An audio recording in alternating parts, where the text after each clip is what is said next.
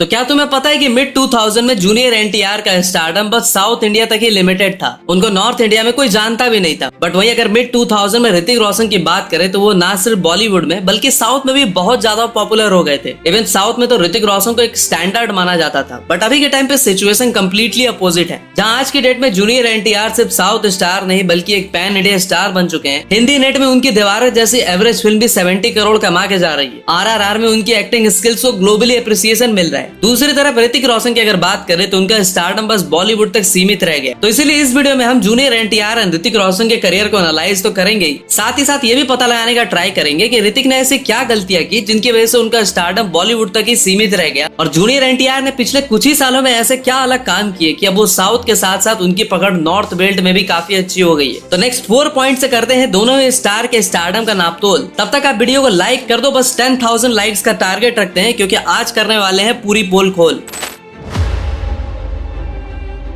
Hrithik Roshan and junior NTR भले ही India के दो अलग अलग इंडस्ट्री से आते हो, बट स्टिल उनके फिल्मी करियर में काफी सारी सिमिलरिटीज है। जैसे कि ऋतिक रोशन एक बहुत बड़ी फिल्मी फैमिली से आते हैं, उनके फादर राकेश रोशन इंडिया के one of the biggest director थे। तो वहीं दूसरी तरफ जूनियर एनटीआर भी एक बहुत बड़ी फिल्मी फैमिली से आते हैं। साथ ही साथ उनकी फैमिली का पॉलिटिक्स में भी काफी डोमिनेशन था। जूनियर एनटीआर के फादर नंदमुरी हरे कृष्णा राज्यसभा के फॉर्मर मेंबर थे, तो वही उनके ग्रैंड फादर एनटी रामाराव आंध्र प्रदेश के फॉर्मर सीएम। और अगर अब आगे बात करें तो दोनों ने अपना फिल्मी डेब्यू अर्ली 2000 में ही किया था, जहाँ ऋतिक रोशन ने कहो ना प्यार है जैसी बिग फिल्म से 2000 में अपना डेब्यू किया था, और उसी फिल्म से वो ओवरनाइट सुपरस्टार भी बन गए थे। और पिछले 25 इयर्स में ऋतिक रोशन इकलौते ऐसे स्टार है जो अपनी पहली फिल्म से ही सुपरस्टार बन गए थे। वहीं अगर जूनियर एनटीआर की बात करें तो वो 2000 में निन्नू चौधलानी नाम की एक फिल्म से डेब्यू करते हैं, बट उनकी डेब्यू फिल्म एक फेलियर साबित होती है। लेकिन उसी साल डायरेक्टर SS राजामौली के साथ उनकी एक फिल्म आती है जिसका नाम था स्टूडेंट नंबर 1। यह फिल्म बॉक्स ऑफिस में सक्सेसफुल साबित होती ही है, और इसी फिल्म से जूनियर एनटीआर के बिग स्टार बनने की जर्नी भी स्टार्ट होती है। अब देखो, ऋतिक और जूनियर एनटीआर दोनों बिग फिल्मी फैमिली से आते हैं और दोनों ने ही डेब्यू भी ऑलमोस्ट सेम टाइम के अराउंड किया था। और यहाँ पे दोनों में एक और सिमिलरिटी जो है वो भाई काफी शॉकिंग है, और वो सिमिलरिटी ये है कि दोनों ही सुपरस्टार ने अपने डेब्यू ईयर में 3 फिल्में रिलीज कर डाली थी। तो कोई एक्टर या सुपरस्टार जिस ईयर डेब्यू करता है उस ईयर उनकी 3 फिल्में आना बहुत रेयर होती है। और अगर दोनों की उन 3 मूवीज की बात करें तो ऋतिक ने 2000 में कहो ना प्यार है, फिजा एंड मिशन कश्मीर जैसी मूवीज रिलीज की थी, जिसमें कहो ना प्यार है तो ब्लॉकबस्टर रही थी, लेकिन बाकी 2 मूवीज ने बॉक्स ऑफिस पे कुछ अच्छी खासी कमाई नहीं की थी। अब अगर जूनियर एनटीआर की उन 3 मूवीज की बात करें तो इनमें से एक स्टूडेंट नंबर 1 थी जो सुपर हिट थी। Ninnu चौधलानी and Subbu box office पे कुछ खास कमाल नहीं कर पाई थी। अब अगर आगे बात करें तो अपने डेब्यू ईयर के बाद ऋतिक रोशन K3 जी, मेरा मतलब कभी खुशी कभी गम जैसी ब्लॉकबस्टर मूवीज का पार्ट हो रहे थे। साथ ही साथ उन्होंने अपने ही दम पे कोई मिल गया जैसी सोलो मूवी को भी ब्लॉकबस्टर कराया था। और उसके बाद क्रिस एंड धूम 2 जैसे सीक्वल में ऋतिक रोशन ने ऐसा काम किया था कि इंडियन सिनेमा के लिए ऋतिक रोशन एक स्टैंडर्ड बन गए थे। और उनकी हाइप नॉर्थ इंडिया तक ही लिमिटेड नहीं थी, बल्कि उनकी क्रिस जैसी मूवी और उन मूवीज के सॉन्ग साउथ में भी काफी पॉपुलर हुए थे। तो बेसिकली उस टाइम पे ऋतिक रोशन को एक पैन इंडिया स्टार कहना बिल्कुल गलत नहीं होना चाहिए। वहीं अगर हम जूनियर एनटीआर की बात करें तो अपने डेब्यू ईयर के बाद आदि और सिमाद्री जैसी ब्लॉकबस्टर मूवीज देते हैं, और उन मूवीज की वजह से जूनियर एनटीआर की फैन फॉलोइंग लाइट की स्पीड से ज्यादा तेजी से इंक्रीज होने लगती है। इवन उनकी फिल्म आंध्रा वाला के म्यूजिक लॉन्च में लिटरली 10 लाख लोग आ जाते हैं, और उस क्राउड को मैनेज करने के लिए गवर्नमेंट को स्पेशल ट्रेन चलानी पड़ती है। तो जैसा कि तुम्हें पता चल ही चुका होगा कि ये दोनों सुपरस्टार्स ने बहुत ही जल्दी इंडस्ट्री में अपनी अपनी जगह बना ली थी। जहाँ एक तरफ जूनियर एनटीआर साउथ के किंग बनते जा रहे थे, तो वहीं दूसरी तरफ ऋतिक रोशन का डोमिनेशन ऑल ओवर इंडिया देखने को मिल रहा था। बट फिर आगे जाकर ऐसा क्या हुआ कि ऋतिक रोशन का स्टारडम बॉलीवुड तक ही सीमित रह गया और जूनियर एनटीआर आगे जाके एक पैन इंडिया स्टार बने। तो देखो, ऐसा होने के मल्टीपल रीजंस है जिसपे हम वीडियो में आगे बात करेंगे, लेकिन उससे पहले इन दोनों स्टार्स ने इंडियन सिनेमा में जो योगदान दिया उस पे बात करेंगे और पता लगाने का ट्राई करेंगे कि इन दोनों में कौन सा स्टार इंडियन सिनेमा के लिए ज्यादा बेनिफिशियल रहा है। साथ ही साथ हम दोनों के वर्किंग स्टाइल एंड माइंडसेट पर भी थोड़ा डिस्कशन करेंगे।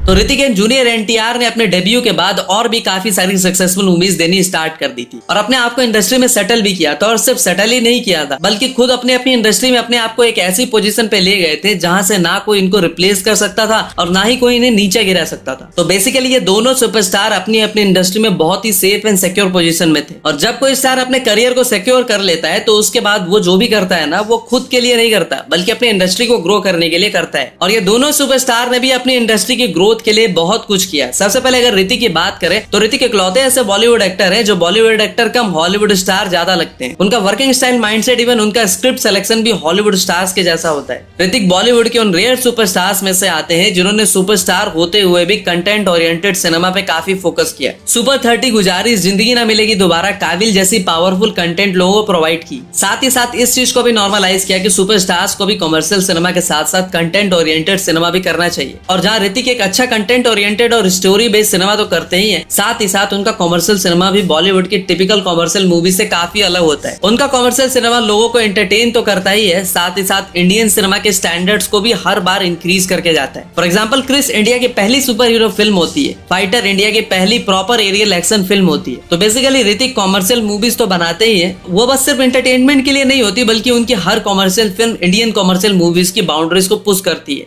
ऋतिक की जो कमर्शियल मूवीज होती है वो कमर्शियल होने के साथ साथ एक्सपेरिमेंटल भी होती है। और ऋतिक कुछ उन रेयर बॉलीवुड एक्टर्स में से है जिन्होंने एक्सपेरिमेंटल मूवीज की और उन एक्सपेरिमेंटल मूवीज को सक्सेसफुली पुल अप भी किया। अब अगर हम जूनियर एनटीआर की बात करें तो जैसे ऋतिक रोशन ने अपने वे में इंडस्ट्री को बेटर बनाने में हेल्प किया, वैसे जूनियर एनटीआर भी अपने फोर्टे में रहते हुए इंडिया के मास सिनेमा को बेटर बनाने में काफी योगदान दिए। उनकी टेम्पर और आरआरआर जैसी मूवीज को काफी ज्यादा अप्रिसिएशन मिली। इवन उनकी एक फिल्म टेम्पर को तो बॉलीवुड में सिम्बा नाम से रीमेक भी किया गया और उनकी फिल्म आरआरआर तो एक ग्लोबल फेनोमेनल थी जिसको दुनिया भर से अप्रिसिएशन मिली। इवन जूनियर एनटीआर की परफॉर्मेंस को पूरे हॉलीवुड तक ने अप्रिसिएट किया। तो हम कह सकते हैं कि जहां ऋतिक ने इंडियन सिनेमा को बेटर बनाने के लिए काफी एक्सपेरिमेंटल मूवीज की, तो वहीं जूनियर एनटीआर ने आरआरआर में अपनी परफॉर्मेंस के थ्रू दुनिया भर में इंडिया का नाम रोशन किया। और देखो, अभी तक हमने ऋतिक एंड जूनियर एनटीआर के अर्ली करियर पे बात की है, उन्होंने इंडियन सिनेमा को क्या दिया उस पे बात की। तो अब मैं यहाँ पे एक बहुत ही इंटरेस्टिंग क्वेश्चन रेज करना चाहूंगा कि जैसा कि तुम्हें पता ही है कि आफ्टर आरआरआर जूनियर एनटीआर के दबदबा सिर्फ साउथ तक ही नहीं लिमिटेड रहा, बल्कि आज वो नॉर्थ में भी अच्छी खासी पकड़ बना के बैठे हैं। बट अगर ऋतिक की बात करें, उनके पास नेक्स्ट लेवल डांसिंग स्किल्स भी है और उनके फैन फॉलोइंग नॉर्थ के साथ साथ साउथ में भी है। तो basically he is a jack of all trade. But फिर भी ऋतिक रोशन ने ऐसी क्या गलतियां की जिनकी वजह से उनका box office domination only north तक ही लिमिटेड रह गया। वही जूनियर एनटीआर जैसे स्टार आज पैन इंडिया लेवल पे खेल रहे हैं। तो ऋतिक ने क्या गलती की और जूनियर एनटीआर ने क्या गलतियां नहीं की, उनके बारे में नेक्स्ट पॉइंट में बात करते हैं।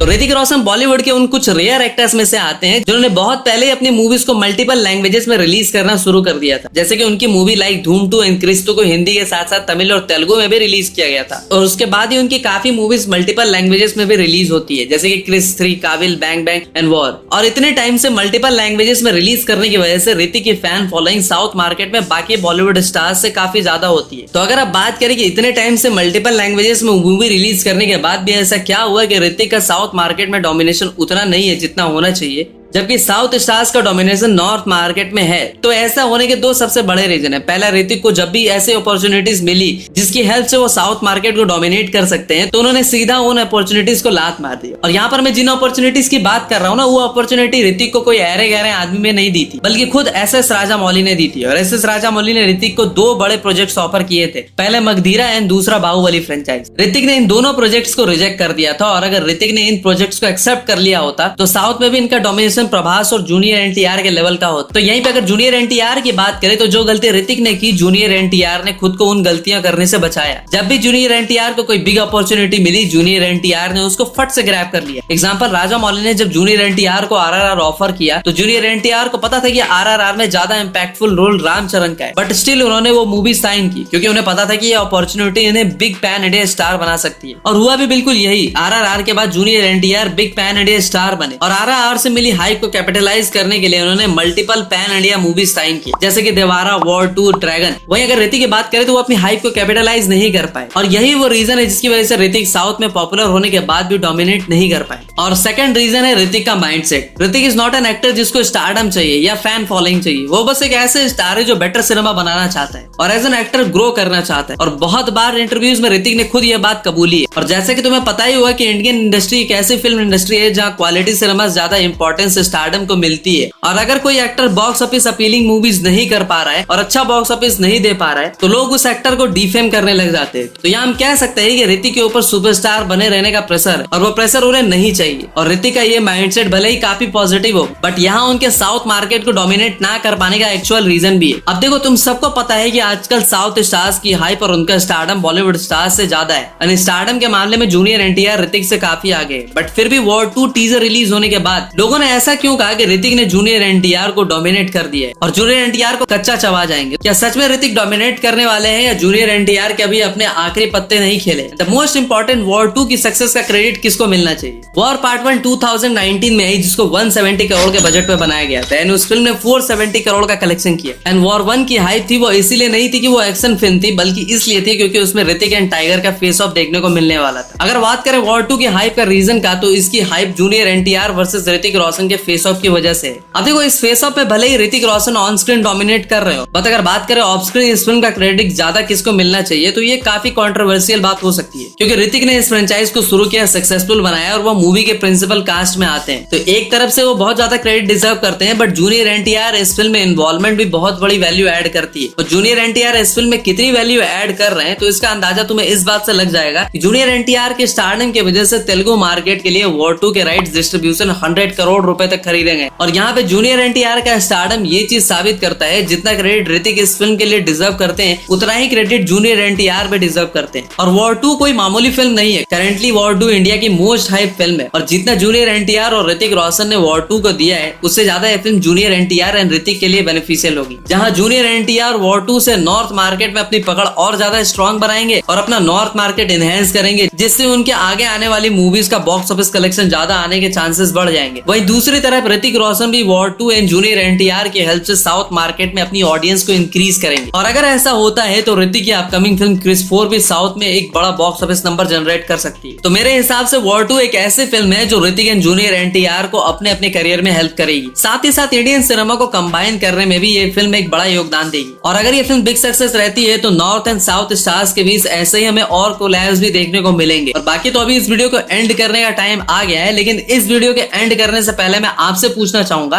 कि आप ये फिल्म किसके लिए देख रहे हो? ऋतिक रोशन के लिए, जूनियर एनटीआर के लिए, या कियारा की बिगनी सीन के लिए? तो भाई मिलते हैं अगले वीडियो में। और हाँ, इस तरह की वीडियोस बनाने में हमारा काफी एफर्ट लगता है, तो कंटेंट पसंद आया हो तो लाइक करो, दोस्तों के साथ शेयर करो। तब तक के लिए हर हर महादेव।